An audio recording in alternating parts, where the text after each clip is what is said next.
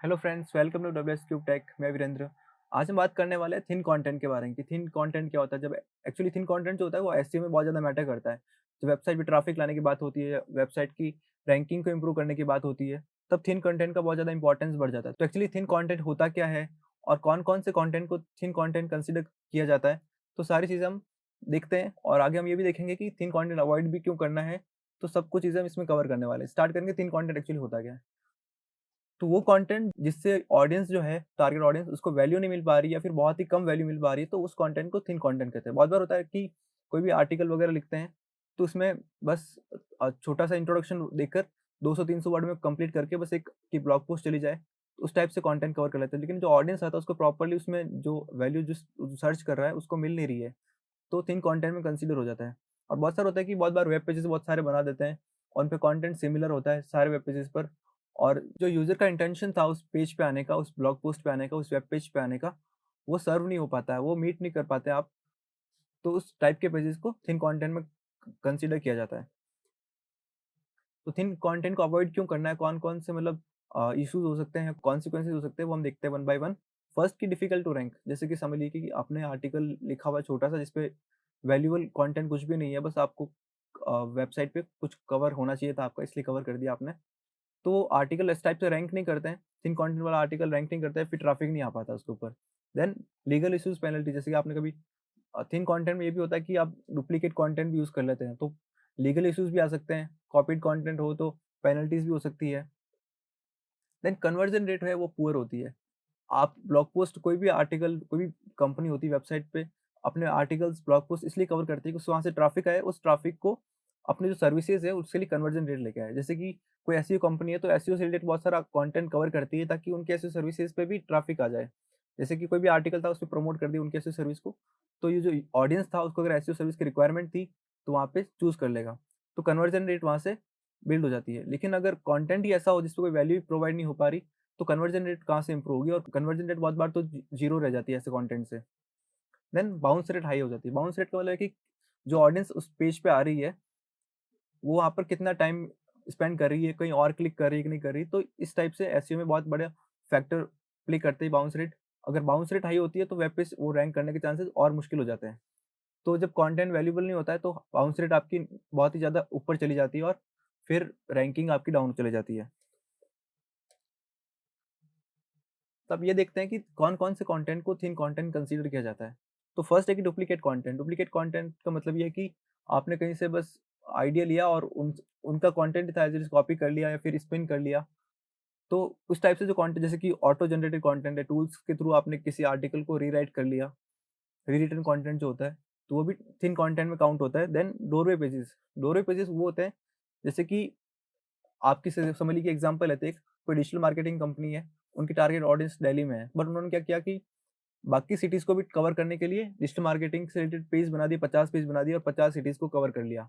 But उन pages पे क्या है कि कंटेंट एक जैसा ही है, बस कीवर्ड टारगेटिंग उन्होंने अलग-अलग कर दी, तो वो डोरवे पेजेज़ बन जाते हैं। एग्जांपल लेते हैं हम, जैसे कोई कंपनी है, इनकी वेबसाइट है, तो ये दे रहे हैं digital marketing certification course in Udaipur, तो उनका छोटा-सा कंटेंट है, कोई वैल्यूएबल कंटेंट है नहीं। अगर स्टार्टिंग से लेकर हम लास्ट तक देखें, तो यह है कि ये पोस्टर है, कंटेंट भी नहीं है, यहाँ पे बस इमेज ग्राफिक यूज़ कर रखा है। फिर यहाँ पर ये हेडिंग, देन यहाँ पे एक पैराग्राफ, बाकी छोटे-छोटे से कुछ कवर कर रखे हैं, मतलब 200-300 वर्ड मैक्स कंटेंट इस पेज पर, वैल्यूएबल कंटेंट ज़्यादा कुछ है नहीं। अगर इसका मैं देखो यूआरएल में, जैसे उनका है digital marketing course in Udaipur, अगर मैं इसको यहाँ पे जयपुर कर देता हूँ, तो सेम पेज है, कंटेंट वो का वो है, बस यहाँ पे कीवर्ड यहाँ पे जयपुर यूज़ कर लिया है, digital marketing course in Jaipur. और इस पे मैं यहाँ पे और सिटी चेंज कर लेता हूँ, जैसे कि मैं कर देता हूँ जोधपुर। वही पेज है, वही कंटेंट है, बस अलग पेज बना दिया है और कीवर्ड टारगेटिंग अलग करने के लिए digital marketing course in Jodhpur. ऐसे करके उन्होंने बहुत सारी सिटीज़ पे टारगेट कर लिया है। तो ये चीज़ें, इस टाइप के जो पेजेज़ होते हैं वो भी थिन कंटेंट में कवर होते हैं। इनको डोरवे पेजेज़ बोलते हैं और ये थिन कंटेंट में काउंट होते हैं। तो ये चीज़ें सब आपको हमेशा अवॉइड करनी चाहिए, क्योंकि वैल्यूएबल कंटेंट कुछ भी नहीं है, सारे के लिए बस आपने कॉपी करके सेम कंटेंट को बहुत सारे पेजेज़ टारगेट कर लिए। Then thin category pages. Thin category pages का मतलब ये है कि आपने बहुत सारे प्रोडक्ट्स हैं, जैसे कि ई-कॉमर्स की वेबसाइट्स होती हैं, उनके प्रोडक्ट्स बहुत कम हैं, कोई वेबसाइट होती है, नई-नई प्रोडक्ट्स बहुत सारे होते हैं, बहुत कोई ई-कॉमर्स वेबसाइट है जैसे कि उनके ऊपर प्रोडक्ट लिस्टिंग होती है, तो वहाँ पे कैटेगरीज़ होती है कि जैसे कि अमेज़न की बात करें कि मोबाइल फ़ोन्स की अलग कैटेगरी, फिर उसके अंदर मोबाइल फ़ोन्स शो करते हैं, लैपटॉप्स की कैटेगरी है, फिर फैशन प्रोडक्ट्स रिलेटेड कैटेगरी है। अगर कैटेगरीज़ में बहुत कम प्रोडक्ट्स होते हैं या फिर लिस्टिंग जो सर्विसेज़ की है बहुत कम-कम होती है जब, तो उनको भी बहुत बार गूगल जो होता है वो थिन कंटेंट में कवर कर लेता है, क्योंकि बहुत सारा कुछ दिखाने को उनके पास है नहीं। तो जब नई वेबसाइट हो तो इस चीज़ को अवॉइड करने के लिए ये कर सकते हैं कि कैटेगरीज़ को थोड़ा लिमिटेड रखें और प्रोडक्ट्स को ज़्यादा रखें। तो जो भी कैटेगरीज़ जो बनती है उनमें कंटेंट थिन नहीं रहेगा। Then blog post with low content, कुछ आर्टिकल्स जो ब्लॉग पोस्ट की बात कर रहे थे, उनमें कंटेंट बहुत मिनिमम कंटेंट, जैसे कि 300 वर्ड का आर्टिकल लिख दिया, 500 वर्ड का आर्टिकल लिख दिया। तो कुछ आर्टिकल्स ऐसे होते हैं जिनमें जैसे 500 वर्ड में आर्टिकल कवर हो जाता है पूरा। लेकिन ऐसे टॉपिक्स जिनसे यूज़र जो आ रहा है उस पेज पर, उसको वैल्यू नहीं मिल पा रही, बाउंस रेट वगैरह सारी डिटेक्ट करता है गूगल। तो उन फैक्टर्स को कंसीडर करके गूगल आपके कंटेंट को थिन कंटेंट कंसीडर कर सकता है। तो कुछ हम एग्ज़ाम्पल्स देखते हैं कि थिन कंटेंट कब-कब हो जाता है।